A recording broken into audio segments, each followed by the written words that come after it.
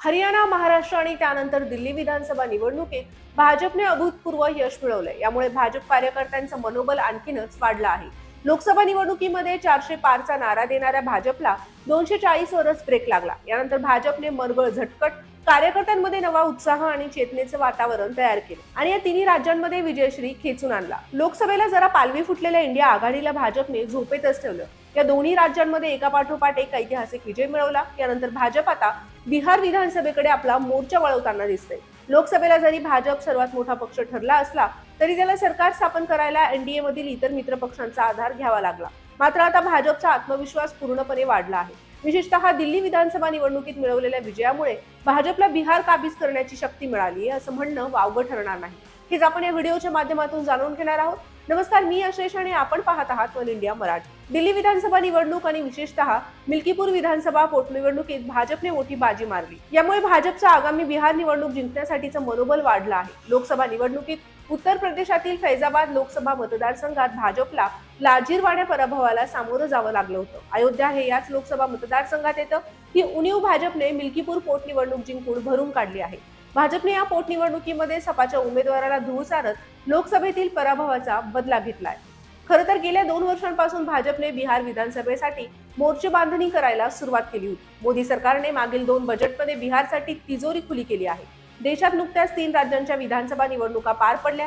यात भाजपने ऐतिहासिक यश मिळवलं. यामुळे देशात अजूनही पंतप्रधान मोदींची जादू कायम असल्याचं लक्षात येतं. अशा परिस्थितीत भाजपला बिहार काबीज करणं सोपं जाणार आहे. बिहारचे मुख्यमंत्री आणि जेडीयू प्रमुख नितीश कुमार आणि एलजेपी रामविलास पासवानचे प्रमुख आणि केंद्रीय मंत्री चिराग पासवान तसंच हिंदुस्थान आवाम मोर्चाचे नेते आणि केंद्रीय मंत्री जीतन राम मांझी यांच्यासाठी भाजप सोबत राहण्यात आपली भलाई दिसत आहे. मध्यंतरी नितीश कुमार पलटी मारण्याच्या तयारीत होते अशा बातम्या येत होत्या. मात्र सद्यस्थितीत असं काही होण्याची शक्यता दिसत नाही. दिल्ली आणि झारखंड विधानसभा निवडणुकीचे निकाल हे जेडीयू आणि एलजेपी साठी चिंतेचा विषय आहे. या निवडणुकांमध्ये भाजपने मित्रपक्षांना जागा सोडल्या, मात्र ते जिंकू शकले नाही. दिल्लीतील देवळी आणि बुराडी जागा उदाहरण म्हणून घेता येतील. या जागांवर भाजपने आपला उमेदवार दिला असता तर जिंकण्याची शक्यता जास्त होती. याच पद्धतीने झारखंडमध्येही जेडीयू आणि एलजेपीची कामगिरी निराशाजनकच होती. असं असताना लोकसभेनंतर झालेला अपवाद वगळता प्रत्येक निवडणूक आणि पोटनिवडणुकीत भाजपची कामगिरी ही दमदार राहिली आहे. त्यामुळे बिहारच्या जागांची वाटाघाटी करताना जेडीयू आणि एलजेपीला माघार घ्यावी लागणार आहे.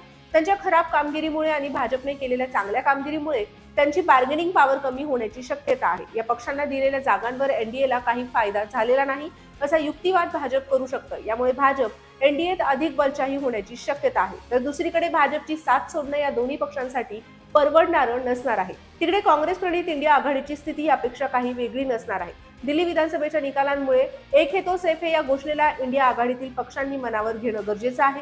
दिल्लीतील आपचा झालेला दारुण पराभव हा इंडिया आघाडीतील काँग्रेसचं महत्त्व वाढवणार आहे. मध्यंतरी बिहारमधील आरजेडीने काँग्रेसपासून अंतर राखायला सुरुवात केली होती. काँग्रेस बिहार विधानसभेत जास्त जागा मागेल अशी भीती लालू प्रसाद यादव यांना वाटत असावी. काँग्रेसशिवाय बिहार जिंकणं सोपं नसणार हे दिल्लीतील निकालाने दाखवून दिलं आहे. यामुळे काँग्रेसचा लांब करणं आरजेडीला परवडणारं नाहीये. दिल्ली विधानसभेत आपने जर लवचिकता दाखवून काँग्रेसला सोबत घेतलं असतं, काँग्रेस सोबत निवडणुका लढवल्या असत्या तर कदाचित आपली सत्ता त्यांना राखता आली असती. मात्र काँग्रेसने स्वबळावर निवडणूक लढवून स्वतः काही मिळवलं नसलं तरी आपला सत्तेतून पायउतार करून केजरीवालांची ही होडी बुडवली आहे. त्यामुळे एनडीए मधील जेडीयू, एलजेपी आणि इंडिया आघाडीतल्या आरजेडी यांनी बिहारमध्ये जरा समजुतीने घेत सावधपणे पावले टाकण्याची गरज आहे.